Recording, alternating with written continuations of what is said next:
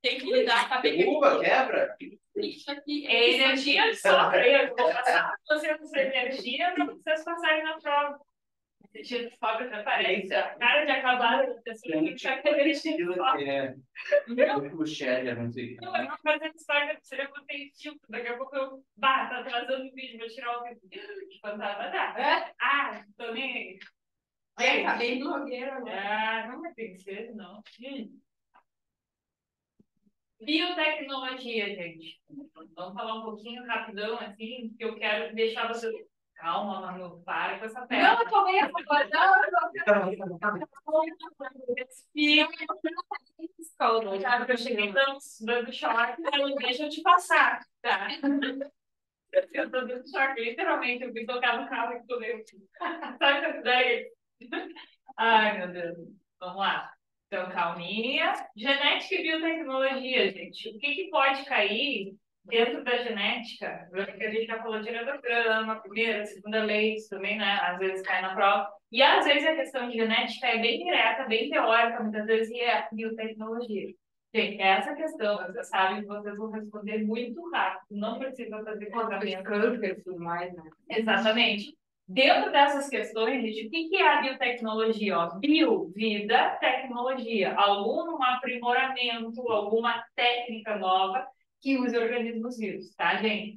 Gente, vacina. Falou em vacina, é biotecnologia. O que é a vacina? Eu pego partes do micro-organismo, tá?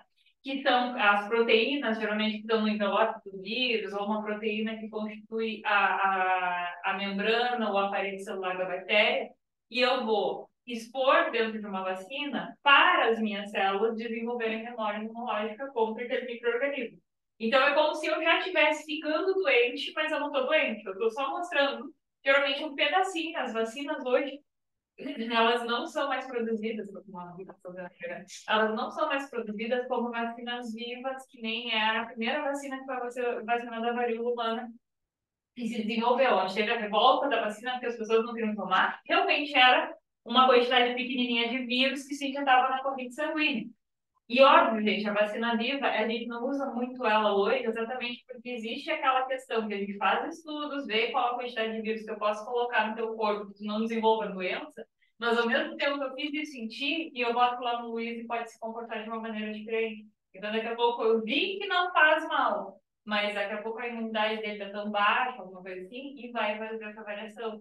Então, por isso que hoje a gente prioriza as vacinas que eu mato o vírus, então a gente vai vacinar atenuada, tá? Ou partes ainda do envelope viral ou da bactéria para desenvolver essa imunidade. Então, eu vou desenvolver o quê? Linfócitos B, que são linfócitos de memória imunológica. E também tem o plasmócito, que vai secretar esses anticorpos ativamente, tá? Então, isso é o que a gente chama de imunização ativa. Isso só já é uma biotecnologia, porque eu usei um organismo para gerar um produto tecnológico. Tá? Vacina é isso. A gente escapou da pandemia da Covid-19 por conta das vacinas que foram sendo desenvolvidas. Aí tem uma outra vacina. Tem uma outra vacina que agora eu vou falar para vocês. Primeiro eu vou falar dessa técnica da produção da insulina e aí vocês vão entender como é que ela vai ser produzida. Alguém tomou AstraZeneca? Não, porque é a vacina recombinante. Mas ela era boa, porque se dá sintoma, é sinal que o teu corpo está reagindo. Pô, tive Covid, né? Eu também tive. Mas aí isso é bom porque foi a minha segunda dose, que era bem na época que estava forte ainda, a gente sabe que o corpo reagiu a esse sinal que está respondendo, tá? E aí nessa relação, gente, em 1950 foi descoberta a estrutura do DNA. Até então, gente, isso é muito recente da história da medicina, tá? Até então, a gente só tinha deduções sobre as funções da hereditariedade, do material genético, mas a gente não conhecia o material genético em si. A gente tinha leis de Mendel para entender. Em 1970, técnicas de manipulação do DNA foram já começando a ser desenvolvidas. Em 82, a produção de insulina em bactérias começou. Então, isso aqui é o primeiro processo biotecnológico que a gente chama de técnica do DNA recombinante. O que seria isso, gente? A imagem que foi em cima de ninguém quando eu formatei. Em 1990, depois, tá, teve o projeto Genoma Humano. O que é o projeto Genoma Humano? Um mapeamento de todas as proteínas capazes de reconhecer qual a proteína responsável por produzir tal hormônio, tal hormônio. E aí isso foi importante também para o desenvolvimento de vários medicamentos e tecnologias aplicadas na biotecnologia. Dentro disso, gente, quando eu tenho o genoma humano, eu já sei qual a sequência de bases nitrogenadas. Lembra? Adenina, citosina, guanina, timina. Na verdade, é o uracila, né, na tradução pelo RNA mensagem, que eu vou vendo a cada trinca qual aminoácido é adicionado, e cada aminoácido vai formando um conjunto que vai ser a proteína. O hormônio insulina, gente, é um hormônio proteico. Então, eu tenho como saber qual é o código numa célula da Manu, se eu retirar, vou te pegar aqui pela frente, né? Se eu retirar uma célula da Manu, eu sei qual a sequência dentro do DNA dela que codifica para a produção da insulina. Então, quando se descobriu isso, gente, antigamente as pessoas morriam de diabetes, tá? E aí a tentativa, não sei se vocês já ouviram falar da medicina, é usar até na falta de sangue, botar sangue de animais e etc, para tentar fazer isso. As pessoas morriam. Por quê? Porque há uma rejeição quando as células não têm a mesma configuração das suas células. Então, quando se fazia uso de insulina retirada de um animal, colocava no ser humano, às vezes funcionava e às vezes o corpo reagia tão intensamente que acabava matando mais cedo a pessoa. Então, teve um cara que começou a observar. Lembra que eu falei para vocês que bactéria ela se reproduz muito rápido? De uma, gente, aí a principal forma de reprodução das bactérias a gente chama de bipartição ou opção binária. Uma bactéria aumenta de tamanho e se divide em duas. De uma, Streptococcus, que é aquela causa dor de garganta, amidalite, de uma, em meia hora posso ter 1000 bactérias, porque o crescimento a gente chama de rápido ou exponencial. Elas se dividem em duas, as duas se dividem em duas e assim sucessivamente. Então, em cerca de meia hora posso ter 1000. E essa bactéria aqui, que é a Escherichia coli, também faz isso. O que o cara descobriu, a gente? Você lembra da estrutura da bactéria, né? A bactéria é um procarionte, senão ela não tem carioteca. Ela tem o DNA responsável pelas características dela, que a gente vai chamar de nucleóide, não de núcleo, cuidado, né? Porque núcleo é só o eucariote que vai ter. E tem um outro DNA circular chamado de plasmídio. O que eles fizeram, gente? Mapearam o DNA humano, descobrindo quem era o gene responsável pela codificação da produção da insulina humana. Gente, que e aí, gente, o que aconteceu? Se retirou essa sequência de DNA para a produção da insulina humana e se inseriu em uma bactéria Escherichia no DNA plasmidial, que é esse DNA que uma bactéria pode passar para outra, etc., na comunicação. Se inseriu um pedaço do DNA humano para a codificação da produção da insulina na bactéria. O que eles fizeram, gente? Gente, isso aqui não parece uma receita fácil, mas não é, tá? Tem que dar choques de descargas elétricas, etc., para colar um DNA do outro. Então, a gente tem principalmente duas enzimas que são responsáveis pela essa técnica, que a gente chama de enzimas de restrição. Já ouviram falar? São de recorte do DNA. Não, era isso que recorte. Isso, enzimas de... Eu não ouvi recorte. Sei lá, também isso e de restrição, exatamente. Elas recortam o DNA. Tudo calma. E também. Ela perdeu tudo já hoje. Calma. Isso aí é a nossa sociedade aí, ó. Calma, Dudu. Calma que depois vai achar. Calma que depois daqui a pouco vai procurar para o calma que vai achar. Tem uma outra enzima chamada de DNA ligase, que vai fazer exatamente essa função de ligar o DNA humano ao plasmídio. Quando isso acontece, gente, as bactérias, toda vez que se reproduzirem, elas vão reproduzir esse plasmídio que tem o DNA humano que codifica para a produção da insulina. Gente, você já viu cultivar bactéria? Já. Eu trabalhei em um laboratório de microbiologia, inclusive, a Julia estava falando do Augusto, a mãe do Augusto, que é a mais do Augusto da comida urbana lá, que a gente estava falando. Ela cultivava lactobacilos, ela trabalhava com na Emater, leite. E aí, o que acontece? Eu fazia o cultivo das bactérias dela. A gente coloca... quando eu iniciei científica, quando eu iniciei a iniciação científica, eu era estagiária de graduação ainda lá com ela. E aí, mas ela que me ensinou tudo em laboratório. Então, esse dia eu ainda até comentei com ele que eu trabalhei com ele, se ele não era cobaia, ela fazia pomada milagrosa com os lactobacilos. Ela fazia silagem de colostro, que é o primeiro leite da vaca, e fazia queijo. Eu disse, foi cobaia das pomadas da sua mãe, né? Ele foi.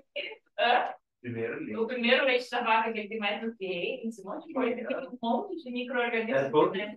De manhã? Não, o primeiro leite quando nasceu o primeiro.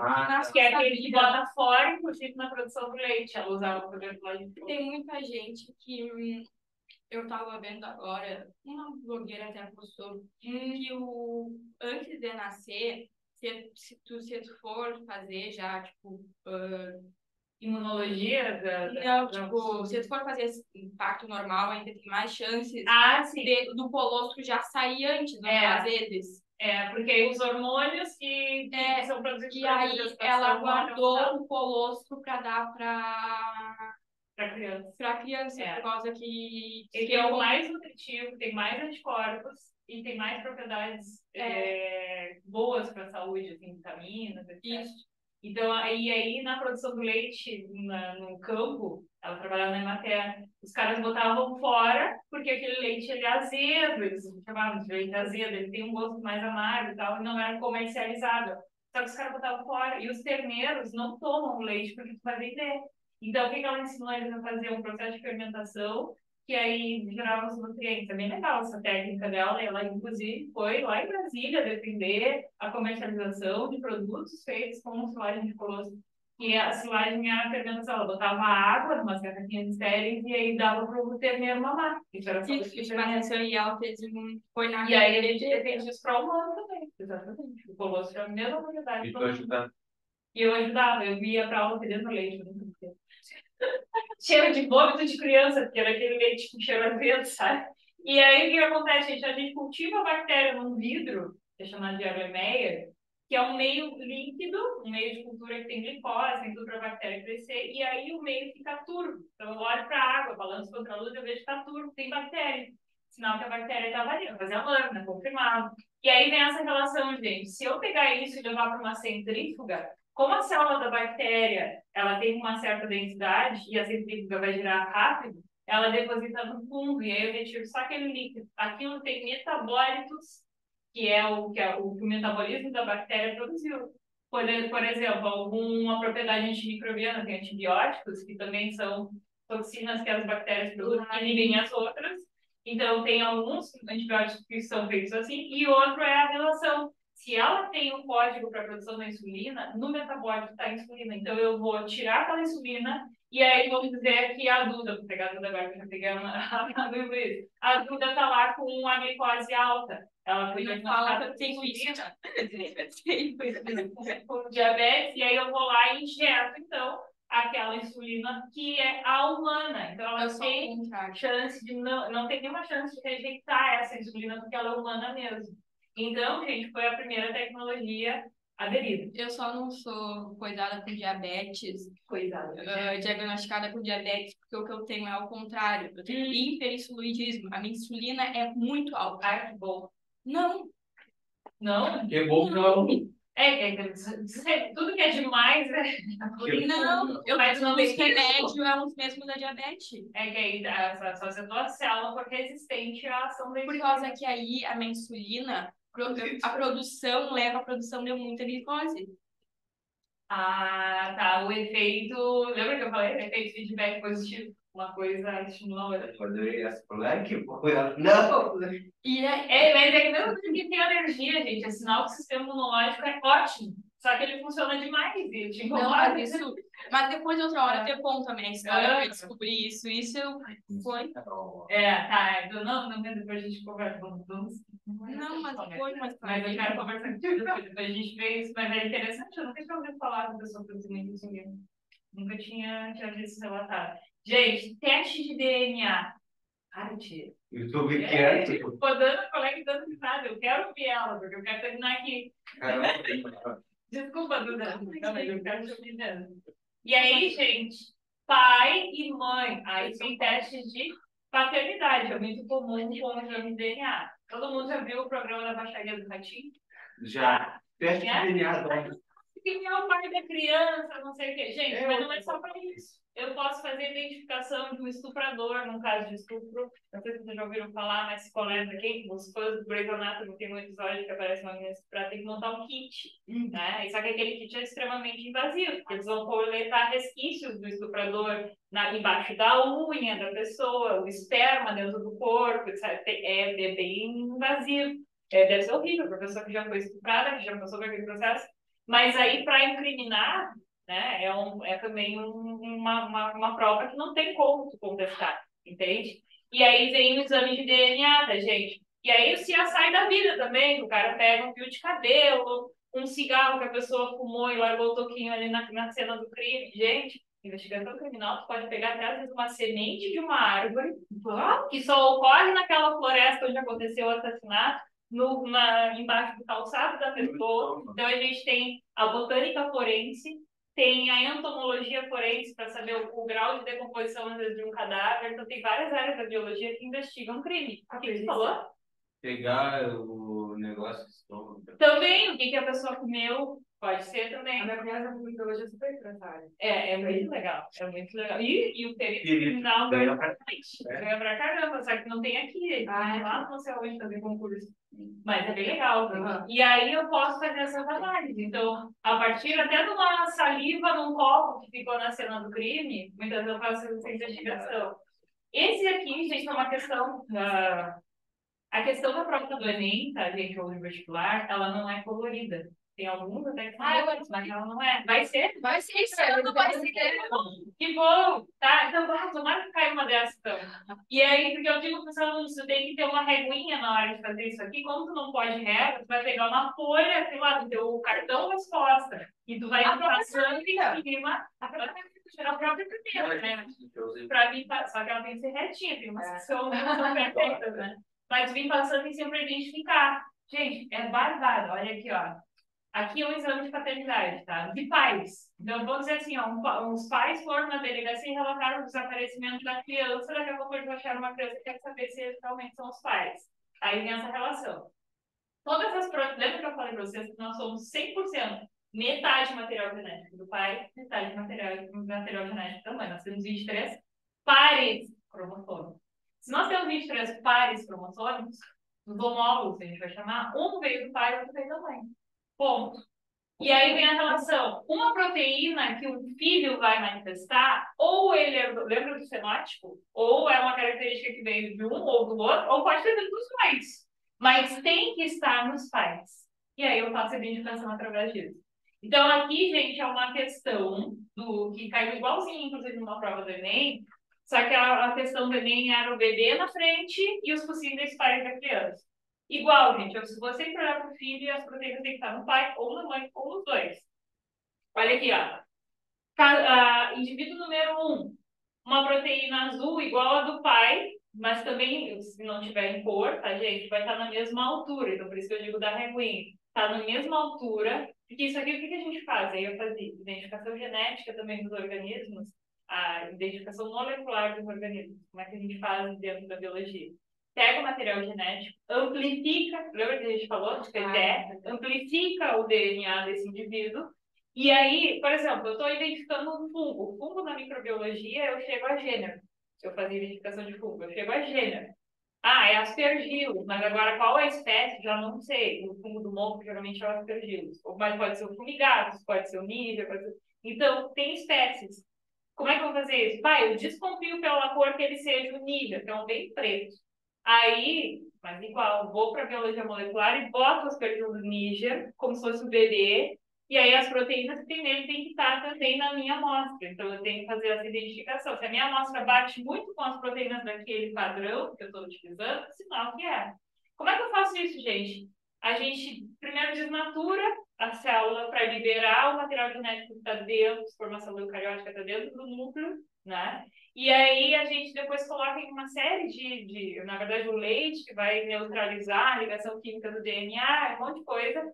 E depois, gente, eu faço um gelzinho chamado de gel de agarose, parece uma gelatina, e eu boto um pentezinho na ponta quando eu tô fazendo, como se fosse uma gelatina líquida, tá? Eu botei dentro de 2 vidros e boto um pente na ponta, ele vai formando uns canais.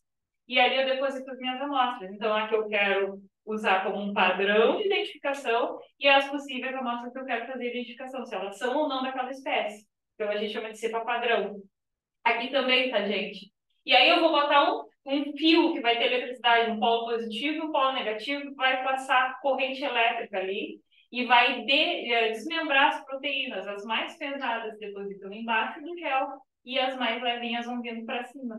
E aí vai me dar isso aqui como resultado. A parte é chato de fazer isso, é horrível de chato de fazer isso, porque é tipo uma receita de bolo. Vai aqui, bota num equipamento, vai lá, bota em outro. A parte legal é interpretar, que é essa daqui. Só que às vezes dava errado, gente, porque a gente fazia no papel. E aí tinha que ficar correndo a eletricidade overnight, que a gente chama que é toda noite, no outro dia. Seu namorado deve te relatar alguma coisa disso. Aí tu chega no outro dia, faltou luz. Parou de correr a amostra, vai ter que fazer tudo de novo. Tu passa um dia inteiro fazendo, vai dar uma raiva. Mas no final a parte legal é isso. Então aqui, ó, proteína, indivíduo número 1 igual a do pai, corresponde a esses pais, tá? Pode ser filho desse casal ou não. Proteína, a segunda proteína que esse indivíduo número 1 apresenta é igual a da mãe. Aí depois eu vou para a próxima que ele tem. As que ele não tem, eu nem olho, tá? A próxima que ele tem, amarelinha. Mas se não fosse amarelinha, tá na mesma altura da mãe. E a última, igual a do pai.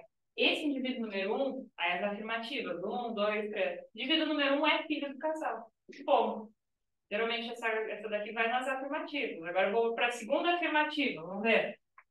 Indivíduo número 2. A proteína que ele apresenta, ela está mais ou menos na altura da mãe, mas ela está em outra cor. Então, eu vou considerar que não seja a mesma proteína dessa mãe. Então, não tem na mãe, não tem no pai. Ih, pode não ser filha do casal. Aí eu venho para essa proteína aqui e eu percebo que vai me dar casos de família já. Do programa do ratinho para casos de família. O que aconteceu? Tem uma proteína igual a do pai. Aí, logo em seguida, tem outra laranjinha, que não é da mãe, não é do pai, tem outra igual a do pai, que tem outra igual a do pai. O que eu posso afirmar do indivíduo número 2? Indivíduo é filho deste pai e não dessa mãe. O papai pulou a cerca, tá? Então, aí vem caso de família. Pode, inclusive, as questões às vezes vão afirmar, pode ter ocorrido traição, não sei o que, não sei o que, não sei o que. Teve uma de genética, de sangue que falava isso. Depois, gente, número 3, proteína igual da mãe, proteína igual do pai, proteína igual da mãe, proteína igual da mãe, proteína igual do pai. Filho do casal. Então, já na outra afirmativa eu vou dizer que o indivíduo número 3 também é filho do casal. O 2 é só do pai. E o 4, nenhuma das proteínas que esse indivíduo tem no pai e na mãe. Bom, bati o martelo.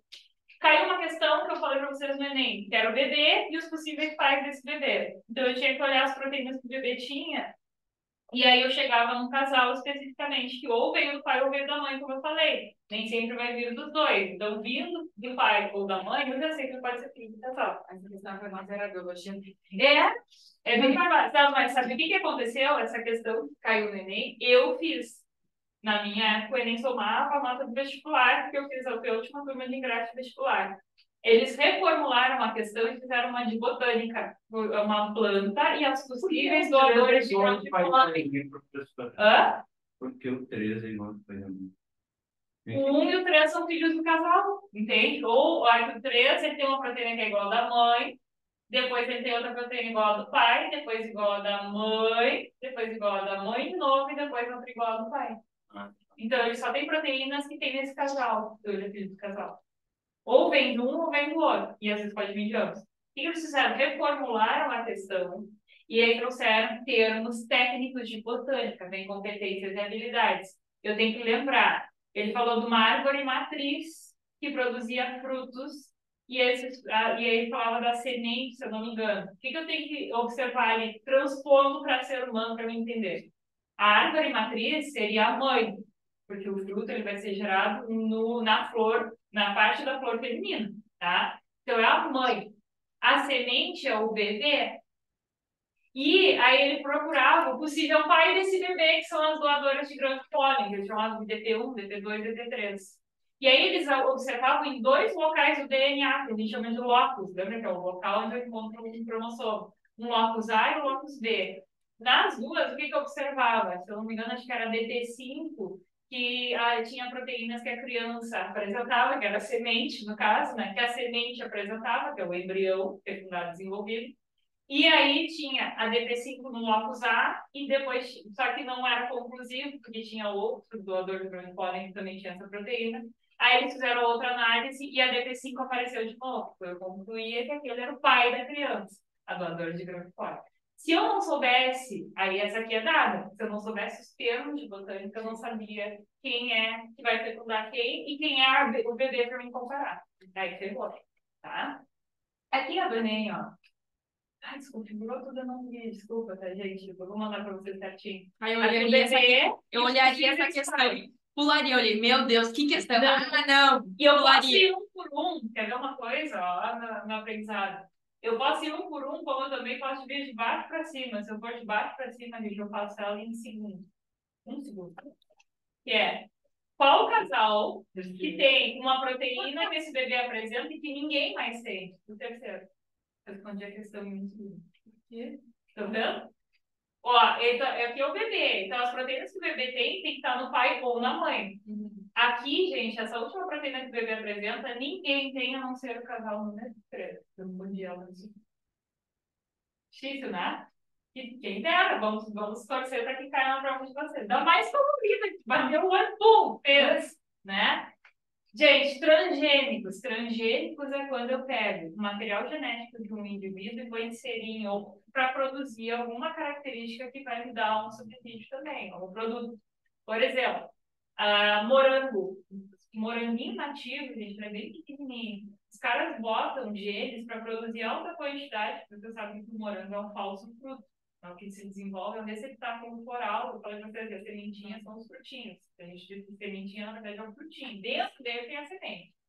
E aí, o que acontece? Eles pegaram um gene que aumentava a quantidade daquela parte carnosa do fruto.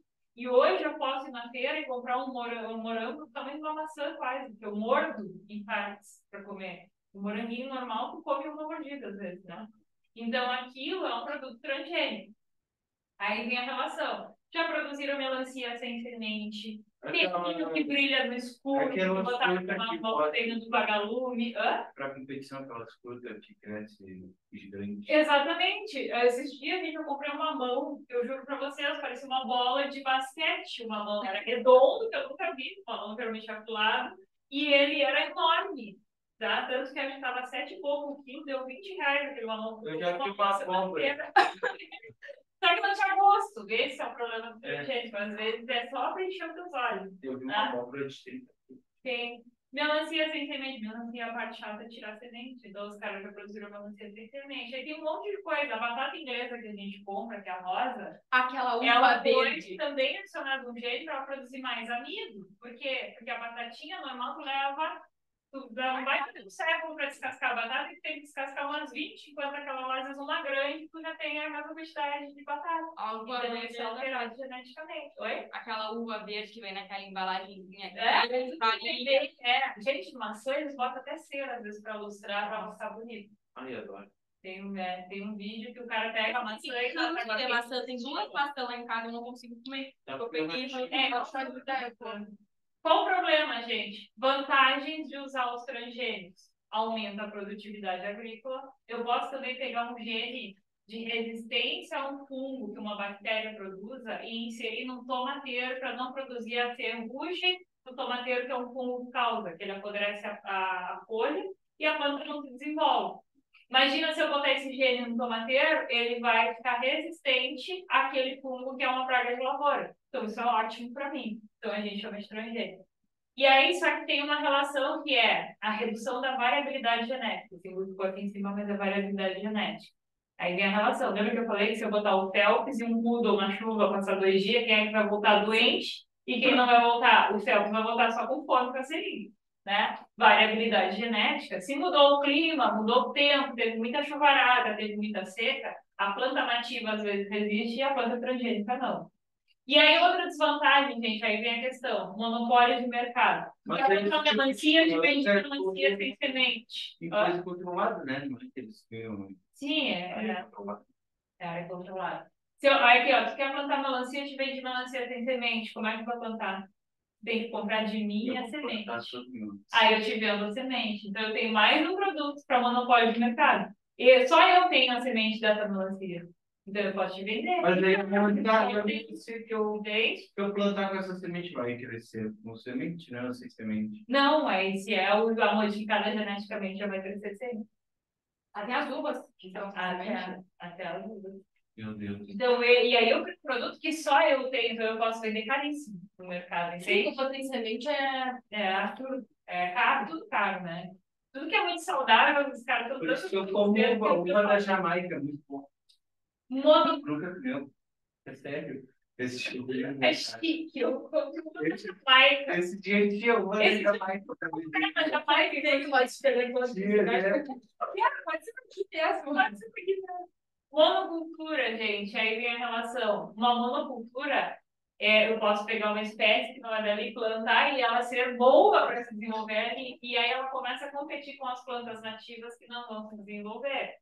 Diminuição da variabilidade genética, que eu falei para vocês, e a falta de alimento, que a gente justifica, né? A redução da produtividade de alimento, que aí, transgênico produz mais quantidade, então é bom, mas a gente não sabe o efeito na saúde também humana. A gente vai ver isso só ao longo de muitos anos consumindo os transgênicos, tá? Então existe isso, pode cair até um tema de redação, isso aí. E a clonagem, como é que se faz? Eu viro da Dolly, né? Ovelha A, que é uma fêmea, tem uma célula somática aqui. O que é uma célula somática? É aquela que tem todo o conjunto cromossômico, que veio do pai, que veio da mãe. Do ser humano, nós temos 46 cromossomos. Então, qualquer célula que não seja um gameta, por exemplo, uma célula da minha glândula mamária, ela tem, tem 46 cromossomos, 23 pares cromossômicos. Então, tem todo o meu conjunto genético, a característica da minha altura, do meu peso, da minha cor do olho, do meu cabelo. Qualquer célula minha tem esse conjunto genético.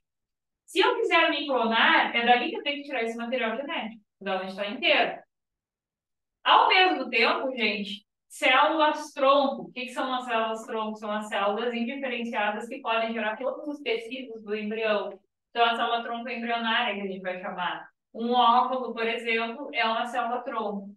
E aí eu vou pegar o exemplo de você, vou pegar as duas gurias agora, tá? Vou pegar aqui. Não. Vou pegar as duas e o Luiz. Não. Eu quero clonar o Luiz, porque ele é um aluno muito bom, eu quero ter 2 Luiz, tá? Então eu vou pegar uma célula do Luiz que não seja um espermatozoide, tem que ser uma qualquer célula diploide dele, que é todo o conjunto cromossômico dele. E aí eu vou pegar um óvulo da Manu, só que eu não quero o material genético da Manu, mas ele tem potencial de se dividir em todas as células de um embrião. Então, eu tiro o núcleo da célula da Manu, do óvulo, tá? E vou inserir o núcleo da célula do Luiz, que tem todo o conjunto genético lá dentro. E aí, eu vou pegar a Duda e vou botar no útero dela e vou implantar isso para se desenvolver depois que começou a diferenciação, que a gente chama de barriga de aluguel. Então, a Duda vai ser a barriga de aluguel. 10 mil na jogada. Aí, o que acontece? Aí, o que acontece? 9 meses. Então, tu tá gerando um indivíduo que tem 99% do material genético do Luiz. Mas existe um material genético da Manu na relação? Ih, coitado vai ser burro. Ai, meu Deus. Existe ou não existe? O DNA nuclear é o mitocondrial é da mãe. O mitocondrial é da mãe. Tá? Então, na clonagem da ovelha Dolly, ela não é 100% clone da ovelha Então, dois pode nascer burro. Então, foi isso que eles fizeram. O óvulo de uma tirou o núcleo, na outra tirou o óvulo, tirou o núcleo também, misturou o núcleo de uma com a outra e se plantou no envelhecer. Então, a Dolly foi o primeiro clone. Também tem uma relação. Que idade tem o Luiz? Não sei. Não sabe? Eu vou dizer que ele tem 50 anos de idade que ele não quer falar. Quantos anos tem? Ele tem 24. Então, a criança não é Benjamin Button, vai nascer com 24 anos, já virou tanto de isso. Mas, o que vai acontecer? Se o Luiz tem uma perspectiva de vida de durar até uns 70, 80 anos de idade, a criança já desconta a idade do Luiz. Porque os telômeros desse, que é a ponta do telômero vai encurtando durante o processo de mudança celular, vai encurtar também, é o telômero dele. Então, essa criança ela vai durar menos do que a perspectiva de vida do Luiz desde que ele nasceu, entende? Porque ela já vai nascer com a idade biológica dele. É mesmo. Só não vai nascer adulto, né? Não vai nascer já grandão, que nem tu, e com todos. Não, mas nasce com a idade biológica, com a durabilidade que vai ter ao longo do resto da vida. Então esse meu clone vai morrer cedo.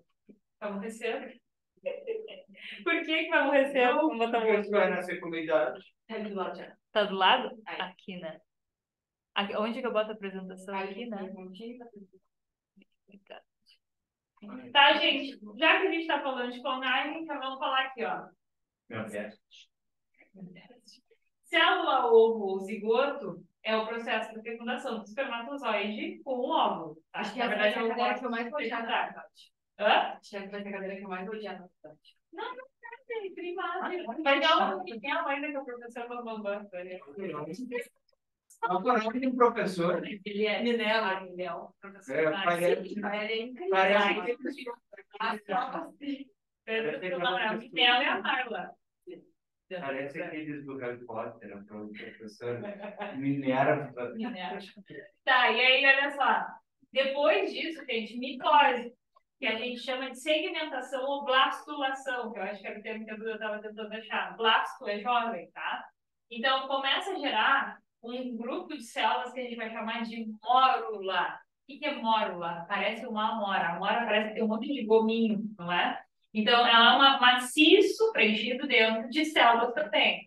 Essas células depois começam a migrar para a periferia e a gente vai chamar de blástula. Então, o processo que gera blástula a gente chama de blastulação, ou clivagens ainda, tá? E aí, o que acontece, gente? As células vão se dividindo ainda, mas migrando para a periferia, formando uma cavidade chamada de blastocele. Presta atenção aqui, Luiz. E aí, olha só, que quando a blastocele se forma, vai passar por um outro processo ainda de clivagens ou segmentações, que a gente vai chamar de gastrulação. Forma gástrula. Gastro te lembra o quê? Trato digestivo, intestino, estômago, o que tu quiser, mas trato digestivo. Então, olha aqui, ó, as células que estavam aqui embaixo vão sendo empurradas para cima e vão formar um segundo folheto embrionário.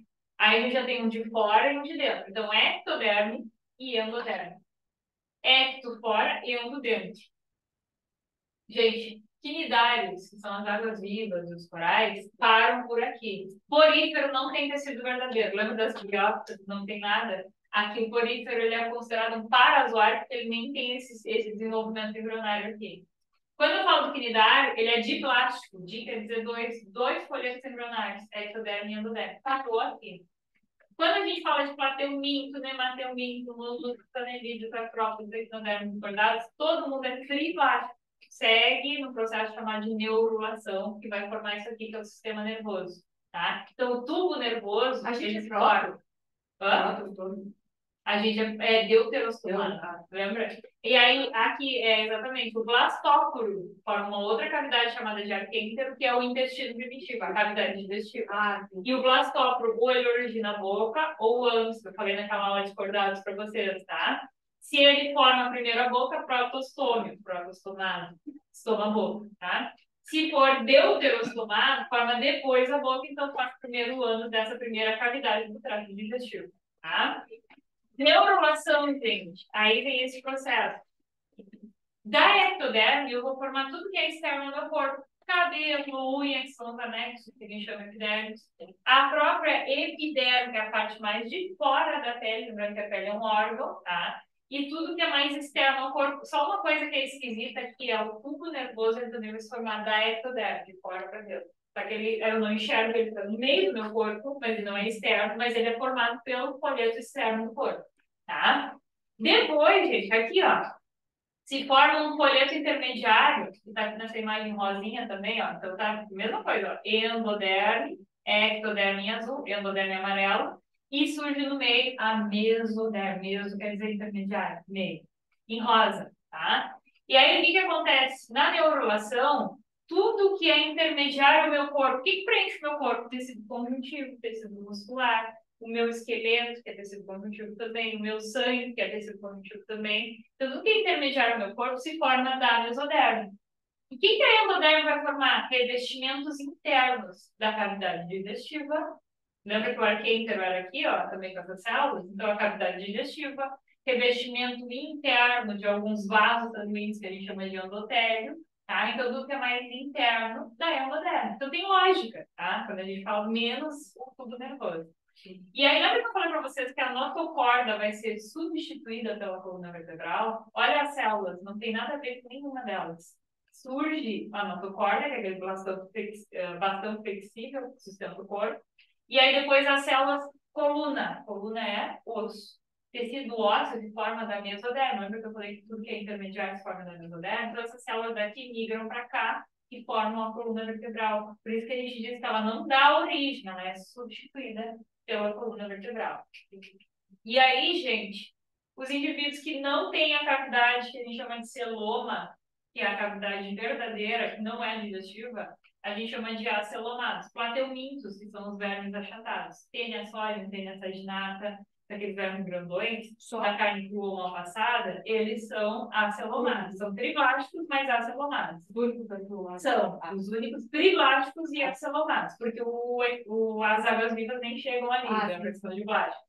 Quando eu falo dos nematomitos, tem tipo metros e metros e metros. Eu a saginata pode ter até 8 metros. Eu vi no Coisa da Católica, imagina um treco desses no nosso corpo. É bizarro, né? E aí, gente, os nematelmintos, que são os vermes cilíndricos, lombriga, né, que é o Ascaris lumbricoides, ancilóstoma, que causa a ancilostomia, a decatorose, aquela doença do decatatu, que ele é amarelo, ele tem anemia, porque ele rouba ferro. Oi, cistercose.